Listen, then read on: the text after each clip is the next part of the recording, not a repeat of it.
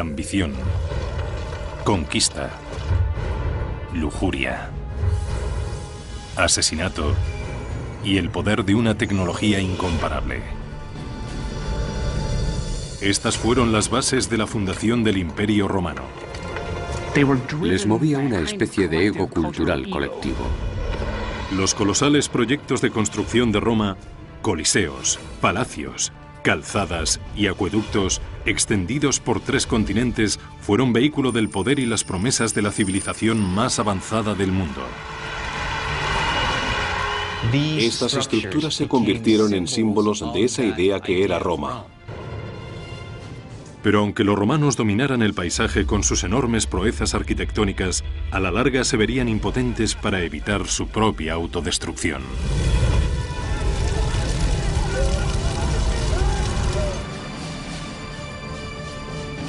Roma, la construcción de un imperio, primera parte. 15 de marzo del año 44 a.C. El hombre más poderoso del mundo yace sin vida en el suelo del Senado romano. Como general prácticamente había doblado el tamaño del Imperio Romano. Como político maquinó un asombroso ascenso al poder. Pero ahora este guerrero marcado por la batalla ha sido asesinado en Roma y a manos de romanos. Su nombre era Cayo Julio César. El ascenso de César al poder se gestó por su deseo de conseguir el puesto más alto dentro del Estado romano. Parecía querer acaparar demasiado poder para sí mismo. No lo compartía con los demás, y esto fue lo que le llevó a ser asesinado.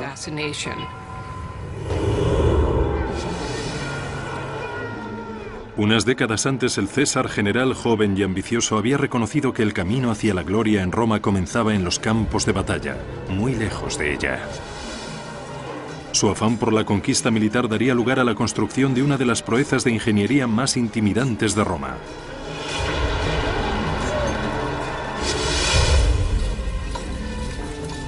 Año 55 a.C. Julio César dirige 8 legiones romanas, un total de 40.000 hombres por el norte a través de la Galia, una provincia romana que englobaba las actuales Francia, Bélgica y Suiza.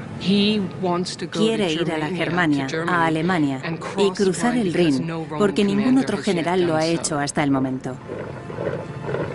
Quiere ser un conquistador tan grande como Alejandro Magno y traspasar los límites de lo conocido. El río Rin se encuentra en el límite de lo conocido. Durante siglos ha sido una frontera natural que protegía a las tribus germánicas de la expansión romana.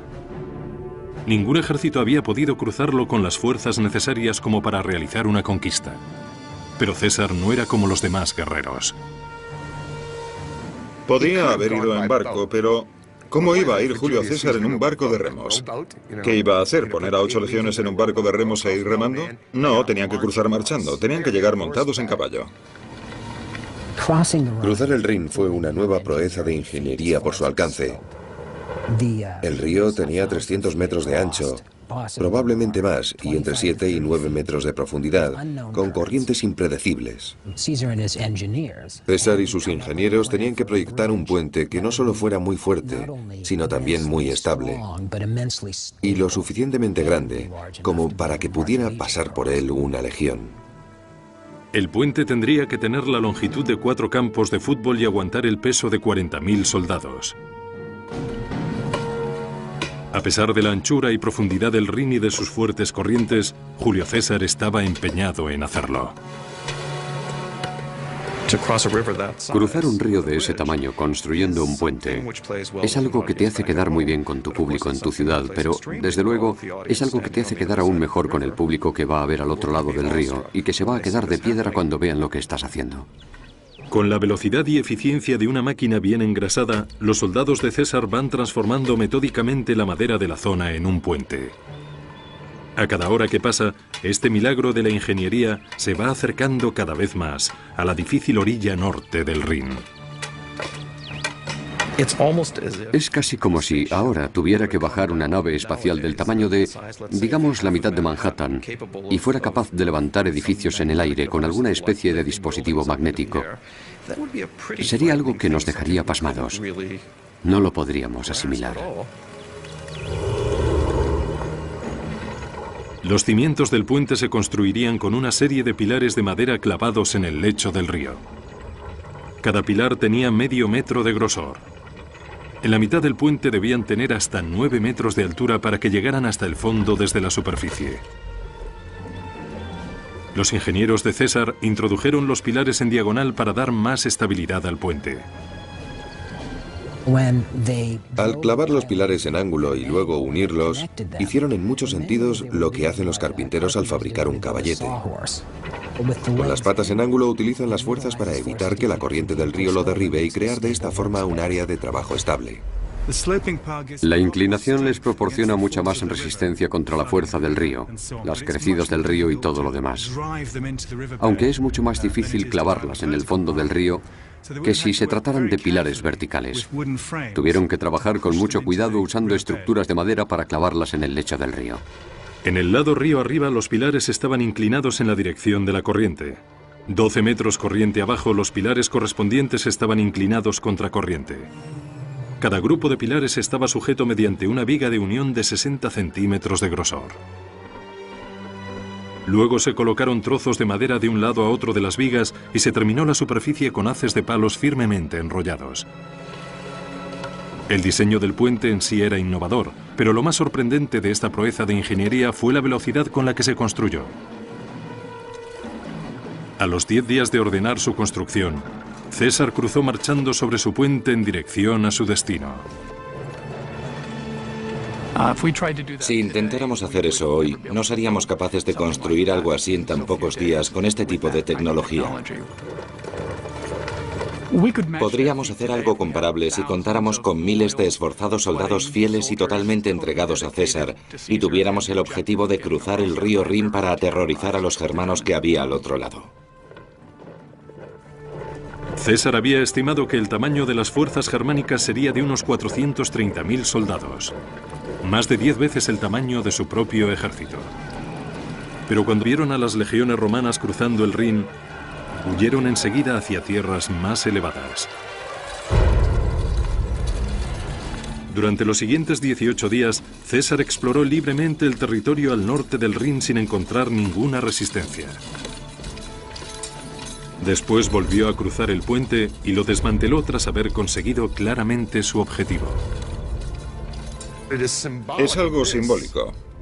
Que Roma pueda llegar a cualquier parte, que no hay nada que frene a Roma. Y aún hay más. Que Julio César pueda ir a cualquier parte. El puente de César fue una de las primeras señales de su gran ambición. Una década después, esa ambición le impulsaría hasta una posición de poder sin precedentes, aunque también sería la causa de su perdición. Cuando fue declarado primer dictador de por vida a la edad de 55 años, en 44 a.C., ya se empezaba a hablar sobre su asesinato en secreto por los pasillos del Senado romano.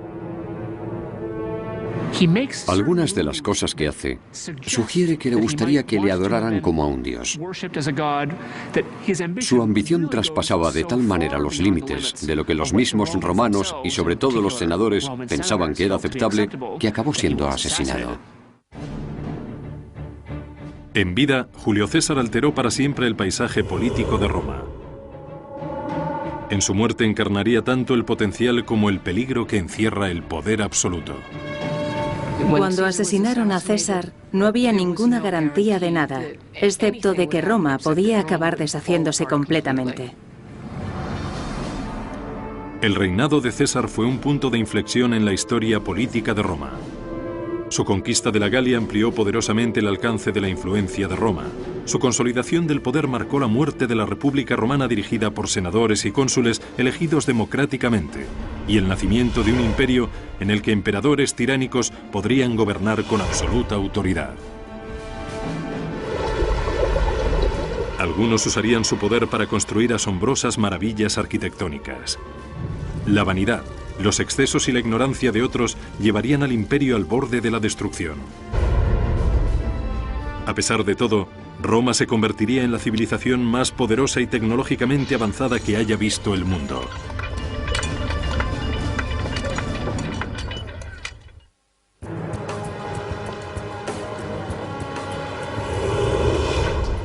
Actualmente Roma es una ciudad del siglo XXI donde lo antiguo se enfrenta a lo moderno. Cualquier persona que haya visitado la ciudad de Roma inmediatamente se queda impresionada por esta inmensa mezcla de periodos de tiempo que se extienden desde la prehistoria hasta la edad moderna.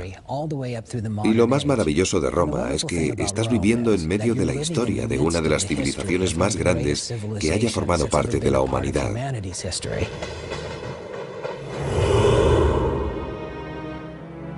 La leyenda romana dice que la ciudad fue fundada en el año 753 a.C.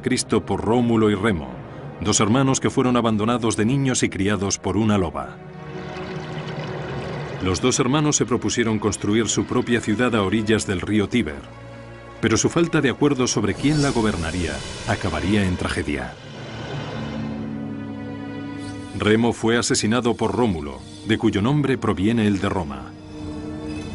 No sería la última vez en que llegaría un nuevo gobernador al poder derramando sangre. La verdad es que la guerra civil fue algo muy característico en el desarrollo del Estado romano. La historia y la tradición de Rómulo y Remo tiene su repercusión y se repite a lo largo de la historia de Roma. En un principio, Roma era uno de los innumerables pequeños reinos que buscaban el poder en Italia central. Pero a diferencia de muchos de sus vecinos que recelaban de forasteros, Roma era un refugio seguro para los extranjeros ambiciosos. Rómulo dijo: dado el hecho de que no tenemos nada de población, crearé un asilo. Crearé una zona libre para cualquiera, esclavos huidos, bandidos, piratas, quien sea, que vengan y participen en esta gran idea que es Roma. Esa fue una actitud muy especial. Por lo tanto, desde el principio, parece que los romanos eran muy abiertos. Esta apertura fomentó un intercambio libre de ideas, entre ellas teorías de ingeniería importadas de otras culturas. Al tomar prestada la tecnología de algunos vecinos como los etruscos, Roma expandió su poder a toda la región. Los romanos tenían una extraordinaria capacidad para aprovechar la tecnología del pasado y adaptarla a sus propios fines, refinándola y mejorándola. De los etruscos aprovecharon las tecnologías de construcción de calzadas, sistemas de movimientos de aguas, construcción de enormes y extraordinarias murallas y producción de cosas basadas en la tecnología etrusca. El primer gran éxito de ingeniería de la ciudad fue la Cloaca Máxima, un extenso sistema de alcantarillado que aún funciona hoy, 2500 años después de su construcción. La Cloaca Máxima recogía las aguas que corrían por las calles de Roma y las vertía en el río Tíber. Los ingenieros también utilizaron los conductos subterráneos del alcantarillado para drenar las tierras pantanosas entre los poblados situados en lo alto de las colinas de Roma. Allí construyeron el Foro, el antiguo distrito del centro de Roma.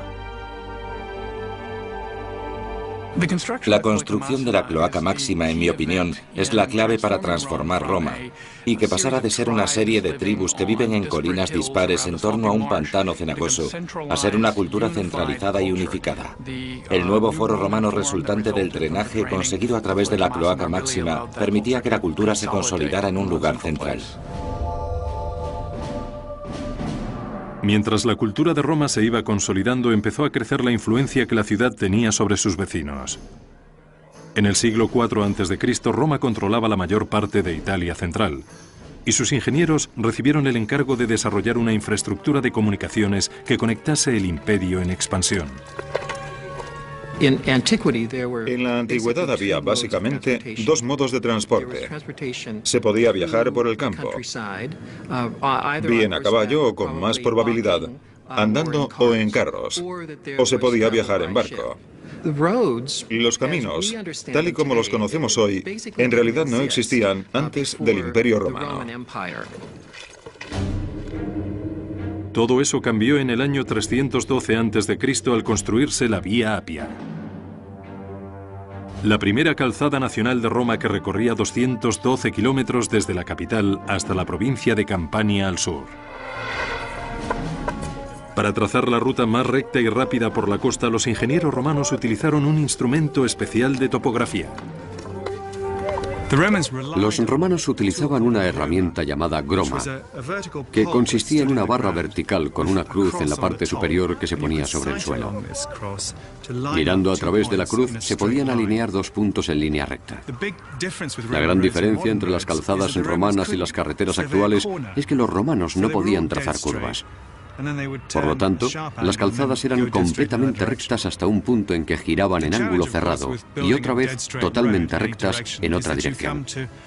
La dificultad, por supuesto, de construir calzadas tan rectas en cualquier dirección es que se encontraban con colinas y valles por los que había que cruzar, pero cuando se encontraban con esta situación, atravesaban la montaña para poder seguir llevando la calzada en línea recta. Una vez se conseguía despejar la ruta ideal, se cavaba una zanja ancha y se rellenaba con tierra y canto rodados para crear una base sólida. Después se cubría con una capa de grava compactada con arcilla o mortero. La superficie superior se componía de una capa de gruesos adoquines inclinados que permitían que el agua escurriera hacia los lados. Las calzadas resultarían tremendamente amenazantes. Cuando vieras las calzadas te preguntarías, ¿cuánto tiempo tardarán 10.000 soldados en llegar hasta mi casa? Creo que me lo voy a pensar dos veces antes de hacer ninguna tontería contra Roma. En el momento del asesinato de Julio César en el año 44 a.C., Roma controlaba la mayor parte de Europa occidental y África del norte. Había derrotado a Cartago un siglo antes, lo que la convertía en la única superpotencia del mundo mediterráneo. El posterior sucesor de César fue su gran sobrino Octavio, que fue renombrado Augusto y coronado primer imperator o emperador de Roma.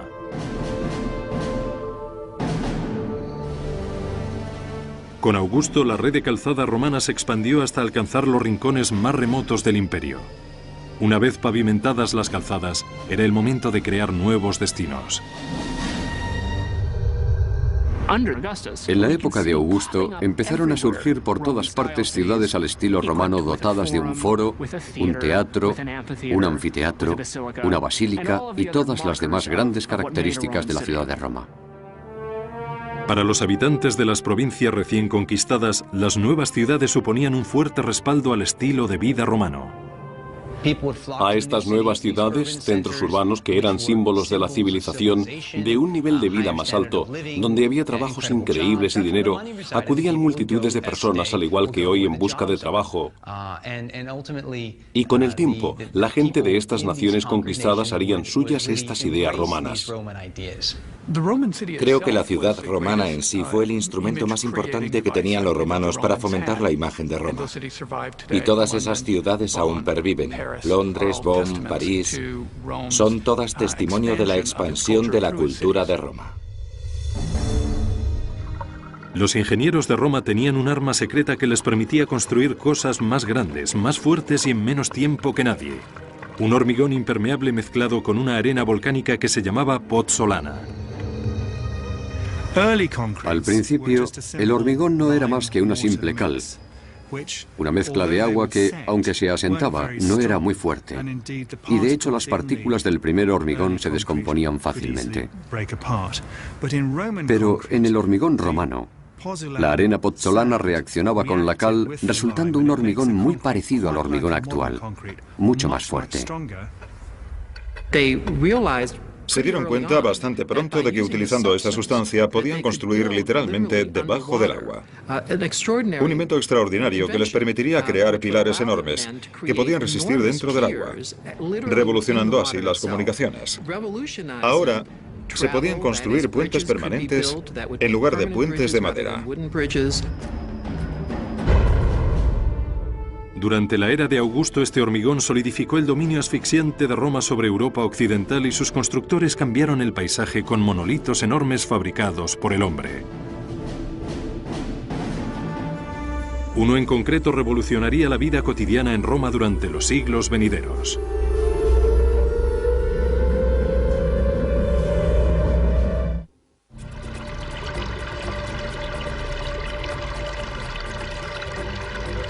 En el siglo I, Roma se había convertido en la única superpotencia de Europa.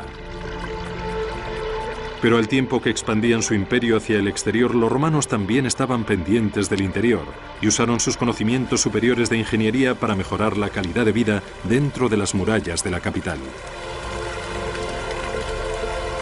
De todos los logros de ingeniería, ninguno cambió tanto la vida en Roma como el agua corriente.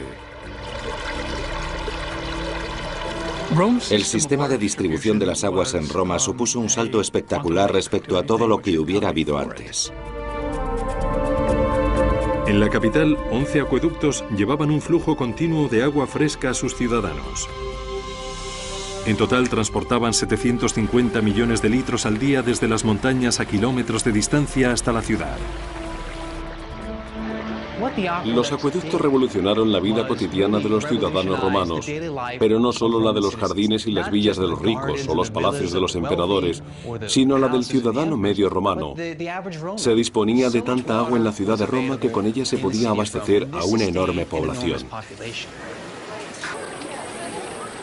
Los acueductos favorecieron el crecimiento de una nueva cultura urbana. Con el flujo constante de agua podían vivir en la capital hasta 1 millón de personas con toda comodidad e higiene. El agua de los acueductos es lo que limpia todo lo que ensucian los romanos y mantiene limpia la ciudad. Esa es otra razón por la que los romanos se creen que son superiores, porque son más limpios que los demás. Ningún emperador puede atribuirse el mérito por sí solo del éxito de los acueductos. Fueron construidos a lo largo de varios siglos. Pero sería el desfigurado y tartamudo emperador Claudio quien se podría decir que tuvo mayor influencia en la planificación del suministro de agua de Roma. Antes de llegar al poder, Claudio había sido el hazmerreír de la familia al que consideraban un inválido y procuraban evitar su aparición en público. Claudio era tartamudo. También se dice que tenía un poco de cojera y que no oía bien.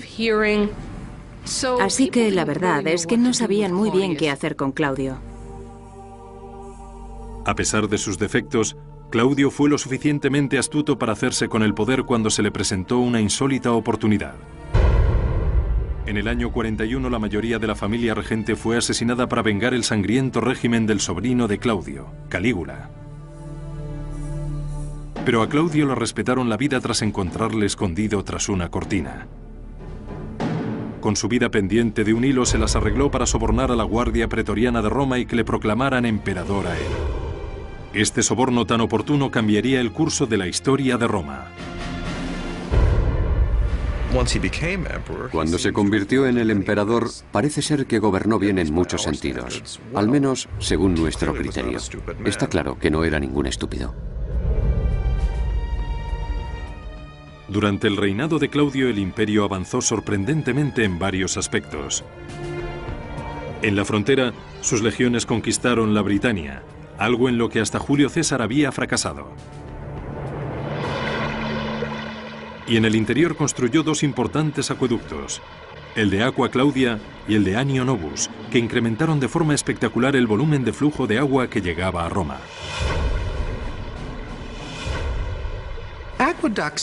Los acueductos, en teoría, no son tan complicados. Es decir, que el agua va buscando los niveles inferiores y que, por lo tanto, puedes conducir el agua por una pendiente desde cualquier zona hasta otra zona. Esa es una premisa bastante sencilla, que cualquiera podría saberla. Pero en la práctica, construir un acueducto es ya otra cosa. Los romanos planificaron sus acueductos para que se acercaran a la ciudad en un ángulo o pendiente que fuera descendiendo gradualmente. La pendiente bajaba unos cuantos centímetros cada 100 metros. La inclinación del acueducto tenía que calcularse desde grandes distancias, 40, 50 o incluso más de 60 kilómetros, desde los manantiales de las montañas hasta las ciudades. Y eso tenía que mantenerse. No se podían desviar de ello con independencia de la naturaleza del terreno del que se tratase. Para mantener el ángulo preciso de la corriente de agua a través de las grandes montañas, los ingenieros romanos crearon unos túneles con la inclinación exacta. Cuando los conductos llegaban a los valles, se elevaban por medio de muros de piedra. Si era necesario crear muros de más de 2 metros de altura, los romanos ahorraban material de construcción y, conservando su resistencia, perfeccionaron un concepto arquitectónico de la antigüedad: el arco.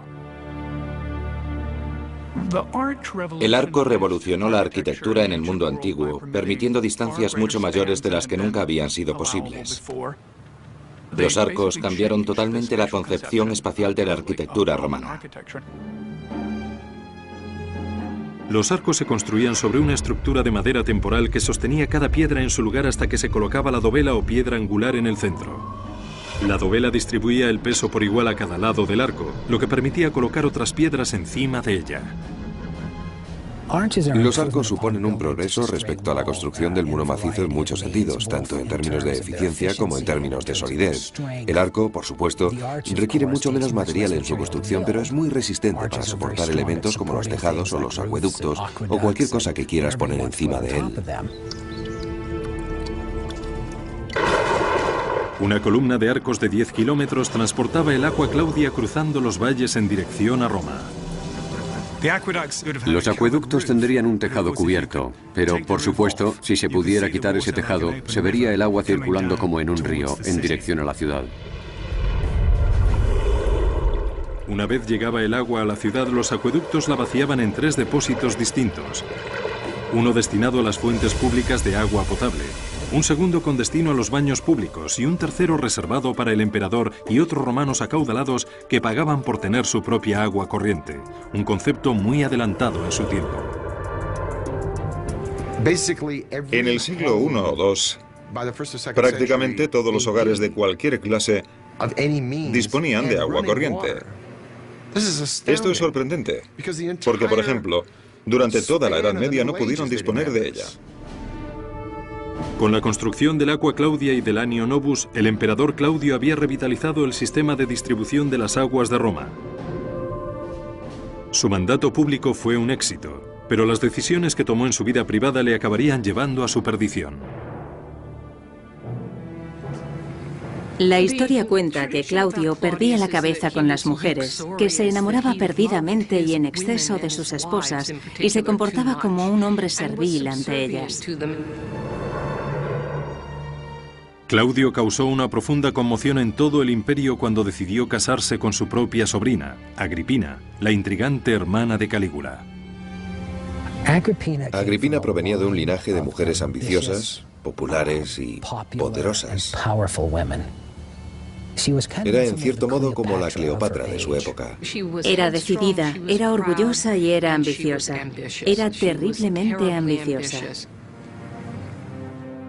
Después de haber estado rodeada de emperadores durante toda su vida, Agripina deseaba saborear el poder ella misma. Y utilizó todos sus encantos físicos y políticos para conseguirlo. Y una vez más, el ya envejecido Claudio cayó en sus redes. Utilizó a su único hijo como medio para perpetuarse en el poder. La intención principal de Agripina al seducir a Claudio y convertirse en emperatriz era asegurarse el acceso de su hijo al trono. En el año 50 convenció a Claudio para que nombrara como heredero al hijo del anterior matrimonio de Agripina, en lugar de a su propio hijo biológico. 4 años después, el emperador Claudio moriría envenenado por una seta y por la ambición de su mujer.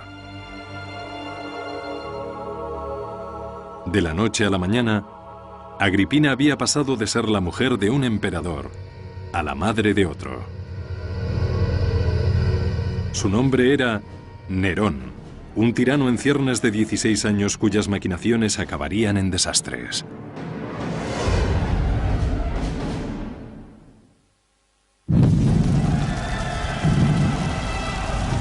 Año 64.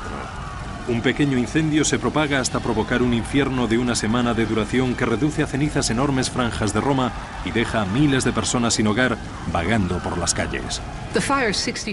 El incendio del año 64 fue uno de los fuegos más devastadores que haya vivido Roma. Se ha dicho que de las 14 regiones de Roma, al menos 10 se vieron afectadas. Algunas de ellas quedaron completamente destruidas. Debió morir un número enorme de personas en medio del pánico, asfixiadas por el humo o quemadas.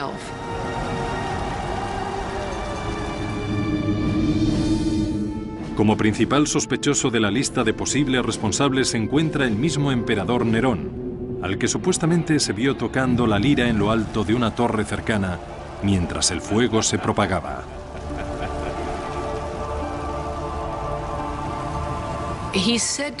Se dice que contemplaba el fuego como si se tratara de un espectáculo y que fue a la torre de Mecenas y recitó la caída de Troya. Lo que nos cuenta la tradición es que Nerón estaba tocando música mientras ardía Roma. Sus actos tras el incendio fueron igual de incriminatorios. Nerón confiscó una tercera parte de la ciudad arrasada por el fuego para pasarla a su propiedad privada. Con el terreno se dispuso a construir el monumento a la autocomplacencia más extravagante del imperio, un palacio que cubría unas 80 hectáreas del centro de Roma.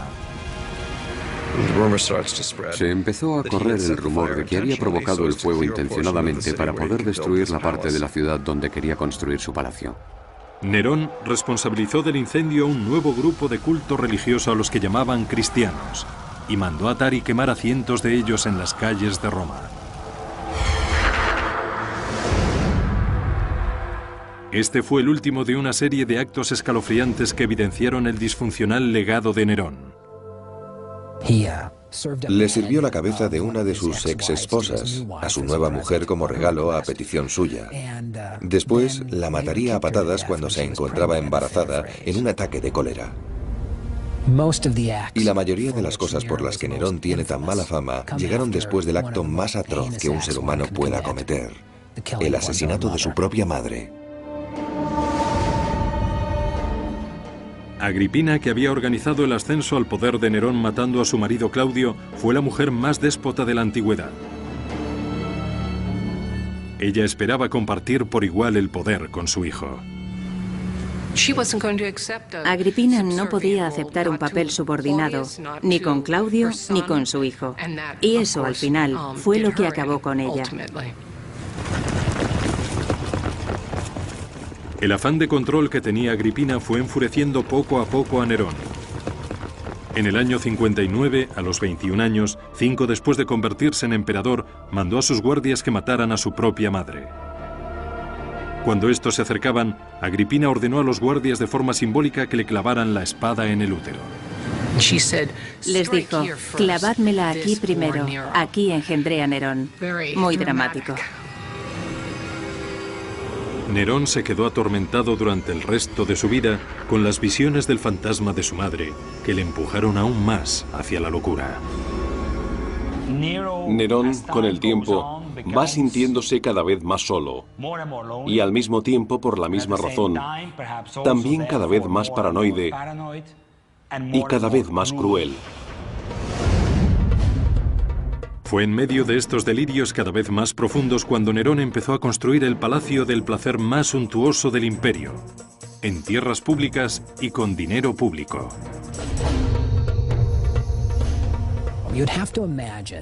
Tendríamos que imaginarnos algo como que todo Central Park en Nueva York se convirtiera en la propiedad privada y palacio personal de Bill Gates. Era una zona en el corazón de la ciudad donde tenían sus casas las personas, algunas de ellas ricas, que pertenecían a la ciudad. Fue algo escandaloso. Nerón exprimió a las provincias hasta dejarlas secas para conseguir los fondos necesarios. Incluso en Roma exigió dinero a los ricos. Tenían que legarles sus propiedades y luego los asesinaban. Debió ser una época y un lugar terrible para los que les tocó vivirlo. El hogar dorado de Nerón se construyó probablemente con el sufrimiento y el sudor de la mano de obra esclava. En la antigua Roma la esclavitud era una práctica común y aceptable. 1 de cada 3 personas que vivían en la ciudad eran esclavas. Los logros de Roma serían impensables sin la mano de obra esclava. La mano de obra esclava era, en parte, lo que generaba los beneficios necesarios para mantener y expandir el imperio. No hay duda de que la mano de obra esclava fue también muy importante para la construcción de estos grandes proyectos que de verdad definieron la esencia de la Roma imperial. El nuevo palacio de Nerón reflejaría su concepto divino de sí mismo. Estaba diseñado como si fuera una gran villa junto al mar, pero en el corazón de la ciudad. Viñedos, jardines y pastos para animales salvajes cubrirían lo que una vez habían sido cruces de caminos en el centro de Roma. En medio del recinto se construiría un lago y un pabellón con pasadizos cubiertos de más de 1,5 kilómetros de longitud. Una de las salas de ese pabellón de 150 habitaciones aún sigue en pie actualmente enterrada bajo la Roma moderna. Su interior hundido nos muestra la maestría de los romanos en otra de sus innovaciones. El techo abovedado. Una bóveda no es ni más ni menos que un arco que ha sido ampliado a lo largo de su eje. Cuando ya has construido una vez esa estructura y tienes un arco, mueves la estructura y repites la operación, y así tienes una amplia bóveda, una forma muy eficiente de construcción de los romanos. Cuando se terminó el Domus Aurea en solo 4 años, el emperador Nerón exclamó: «Por fin puedo empezar a vivir en una casa digna de un ser humano».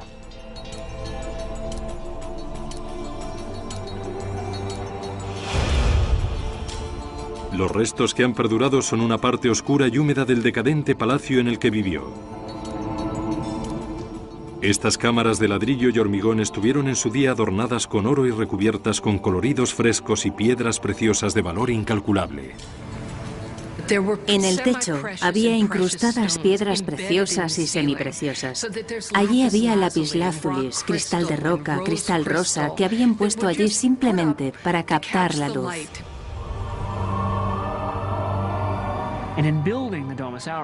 Al construir el Domus Aurea, Nerón está demostrando que no es como los buenos emperadores, generoso con sus recursos personales, y creo que esta es una de las razones que lleva a su caída.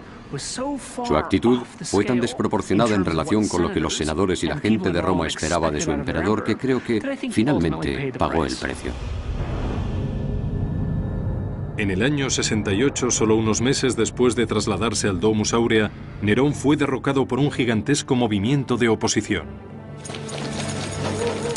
El Senado le declaró enemigo público y ordenó a sus propios guardias que le dieran caza como a un fugitivo. Cuando se sintió rodeado, Nerón se cortó el cuello con la ayuda de un esclavo fiel. Sus últimas palabras fueron: «¿Qué artista muere conmigo?». Nerón murió como el gran actor elocuente que siempre quiso ser. Una especie de actor de tragedia en un escenario trágico. Sus últimas palabras completan su imagen como alguien que se vio a sí mismo no como un emperador, sino como una estrella. Tras la muerte de Nerón, los romanos intentaron enterrar todo recuerdo de él y de su opresivo mandato. En el año 104 su casa dorada se rellenaría y cubriría de tierra y escombros. Serviría de base a un complejo de baños que construiría encima de ella el emperador Trajano. Durante los 1300 años siguientes permanecería enterrada y olvidada junto a una ciudad en continuo cambio. En el siglo XVI un socavón hizo que los exploradores volvieran a entrar en el vientre de esta bestia de la antigüedad. En su interior, los artistas del Renacimiento se inspiraron en sus extraños frescos. La palabra grotesco que utilizamos actualmente viene del término artístico usado para describir estas extrañas criaturas que vieron allá abajo, mitad humanas, mitad bestia, en parte elemento arquitectónico, en parte decoración. El Domus Aurea es un testimonio perdurable del escalofriante mandato de Nerón, echado a perder por la locura, el asesinato en masa y la más extrema autocomplacencia. Una vez finalizado este periodo, el Imperio Romano se enfrentó a un futuro incierto. Todos los emperadores, desde Julio César hasta Nerón, habían descendido de un único linaje. Ahora, por primera vez en la historia, el gobierno del imperio estaba a disposición de cualquiera. Nadie estaba seguro de lo que iba a pasar a continuación, excepto que iba a derramarse sangre y que no iban a pasarlo bien hasta que hubiese acabado.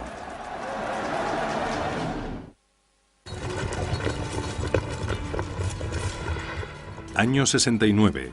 El emperador Nerón yace muerto tras haberse quitado él mismo la vida. Por primera vez desde el asesinato de Julio César, Roma se queda sin un heredero al trono.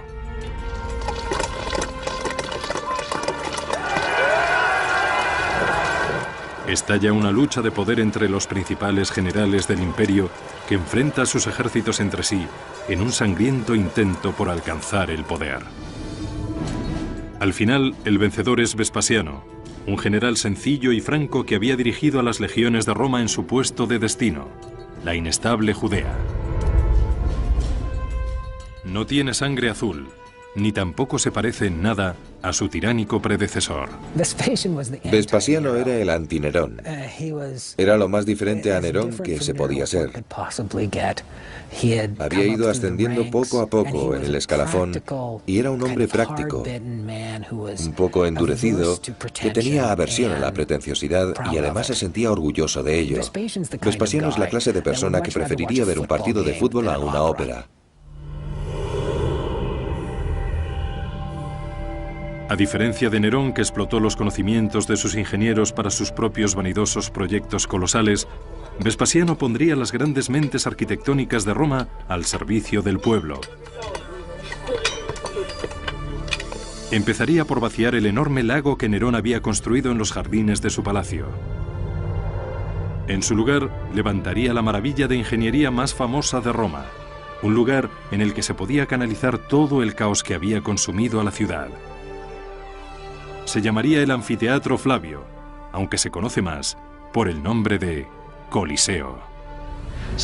Lo que quería decir Vespasiano con esto fue: estoy cogiendo un espacio que era solo para el uso privado de un mal emperador, y ahora estoy transformando ese área en un espacio público que será utilizado para que toda la gente de Roma pueda disfrutarlo. Esta fue una forma de propaganda muy audaz.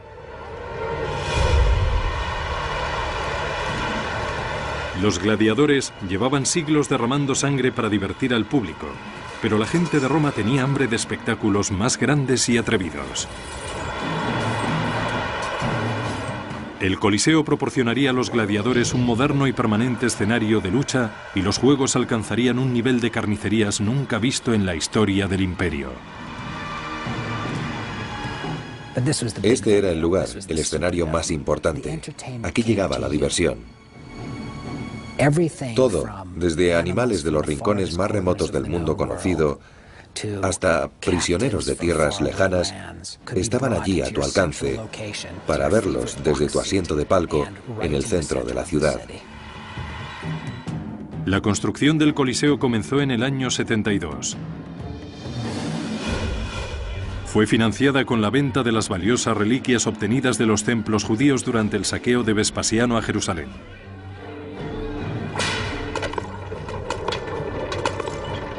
De esa campaña se trajeron a 12.000 prisioneros judíos para construir el anfiteatro.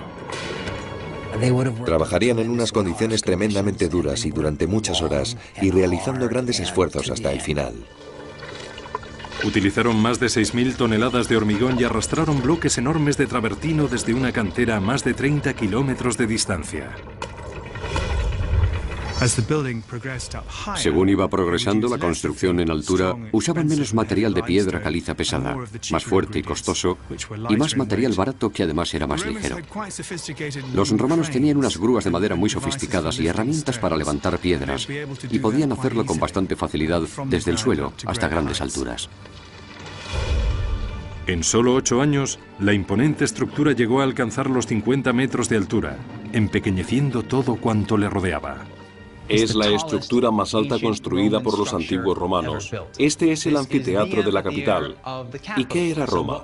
Roma era una ciudad mucho más grande que ninguna otra ciudad y mucho más rica. Por eso, el anfiteatro era un símbolo del poder, la tecnología y la riqueza de la Roma antigua. Los anfiteatros se construyeron con una estructura sorprendentemente sencilla, uniendo dos teatros griegos hasta formar un teatro de 360 grados en círculo.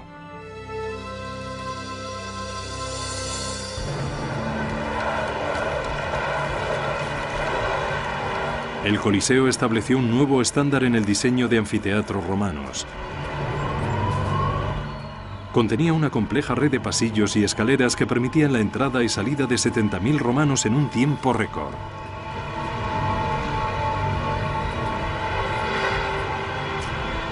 Al igual que en los estadios actuales, todos los espectadores que entraban en el Coliseo tenían un billete con el número correspondiente a una de las puertas de entrada. El complejo fue diseñado no solo para controlar al público, sino para que se sintiera cómodo. Disponía de 110 fuentes de agua potable y 2 servicios del tamaño de una casa entera. El Coliseo incluso disponía de un tejado retráctil. En los días de calor se desplegaba un toldo llamado velario sobre la grada superior para que diera sombra a los espectadores. Lo accionaban unos marineros de la Marina romana que se encontraban situados a lo largo de la galería superior en todo el perímetro del Coliseo. Podían cambiarlo según el sol y según el viento. En consecuencia, el Coliseo tenía una climatización fantástica y sombra. Se ponían en la galería superior y con unos postes, cuyos agujeros podemos ver aún en la parte exterior, conseguían sujetar esta enorme lona que cubría todo el espacio. El Coliseo fue terminado en el año 80, pero Vespasiano no viviría para ver la gran apertura de su más grande monumento. Murió de causas naturales el año anterior. Su hijo y sucesor, Tito, dirigió la celebración inaugural. Los romanos acudieron durante 100 días seguidos llenando el Coliseo para empaparse de todo tipo de matanzas imaginables. En un solo día se sacrificaba a 5.000 animales y quedaban miles de cadáveres de gladiadores y prisioneros. Fuera de este anfiteatro solo se habían visto carnicerías semejantes en las guerras, aunque en su interior era pura diversión. Se pasaban el día entero. Por la mañana veían a hombres matando o siendo matados por animales. Después del mediodía veían ejecutar a prisioneros.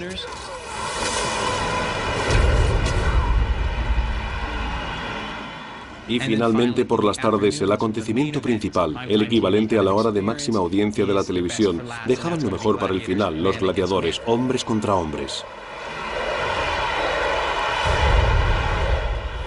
Las luchas de gladiadores eran la gran atracción del Coliseo, pero no siempre eran el acontecimiento principal. Varios escritores antiguos describen batallas navales recreadas en directo, en el mismo coso, con barcos de guerra y en agua. Habría sido totalmente posible que desviaran agua de uno de los acueductos y la llevaran al Coliseo con el fin de inundar el coso de agua hasta una pequeña profundidad. Tenemos evidencias a través de estudios recientes del Coliseo que revelan que había muchos canales de agua para inundar la infraestructura del Coliseo. Por lo tanto, sí, fue posible y sí lo hicieron. Cristiano Ranieri es el primer arqueólogo moderno que explora el laberinto de canales de agua que había bajo el Coliseo. Él cree haber encontrado pruebas concluyentes de un sistema de cañerías que se utilizaba para inundar el coso con el fin de celebrar batallas navales. Bajo el suelo del Coliseo hemos encontrado algunos túneles muy antiguos, incluso más antiguos que el Coliseo, que datan de la época de Nerón, por lo tanto contemporáneos al Domus Aurea.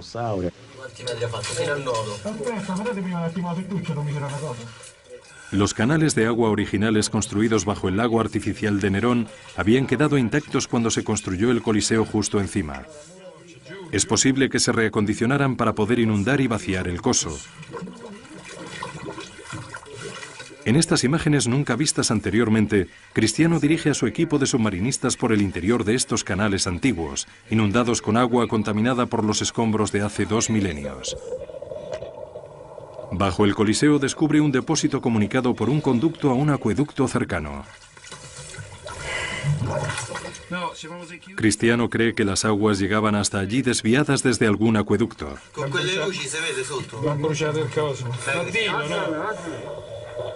También encuentra indicios de las tuberías de drenaje que estaban conectadas al sistema de alcantarillado de la ciudad y que se utilizarían para vaciar el agua del coso en el río Tíber. Era todo un sistema de cañerías. En algunas ocasiones los túneles se utilizaban para inundar el coso del Coliseo para crear escenas de batallas navales. Las batallas navales del Coliseo fueron un asombroso triunfo de la ingeniería, pero resultaron ser una moda fugaz en el anfiteatro más famoso del mundo. En menos de una década se abandonaron estas inundaciones para acometer una renovación que revolucionaría los Juegos. Una nueva infraestructura bajo el suelo llamada hipogeo. En su interior había un sistema de ascensores y trampillas desde las que podían surgir de repente tigres y gladiadores armados y pillar por sorpresa a sus víctimas. Aunque el verdadero espectáculo se producía aquí en el coso, la espina dorsal, el sistema central y verdadero soporte del Coliseo estaba ahí abajo, en el hipogeo. Allí había fosos de leones, jaulas con animales salvajes a los que azuzaban, gladiadores que afilaban sus espadas y se preparaban para morir, criminales condenados en jaulas.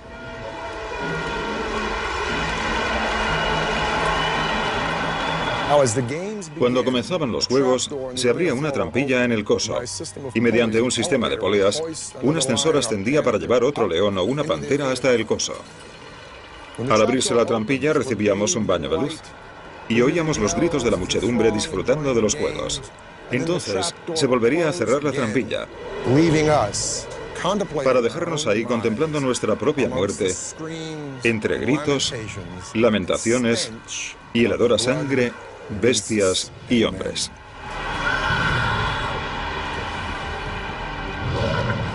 Violentos, sangrientos, explotadores, apasionantes. Los Juegos del Coliseo eran lo último en espectáculos en Roma, y todos los que entraban allí se quedaban impresionados por la extraordinaria capacidad de ingeniería de la civilización más avanzada del mundo. Tras una década de fuerza y estabilidad con Vespasiano, esa civilización estaba alcanzando el momento álgido de su poder. Y su siguiente generación de gobernantes usarían ese poder para construir milagros fabricados por el hombre siempre más grandes y más audaces.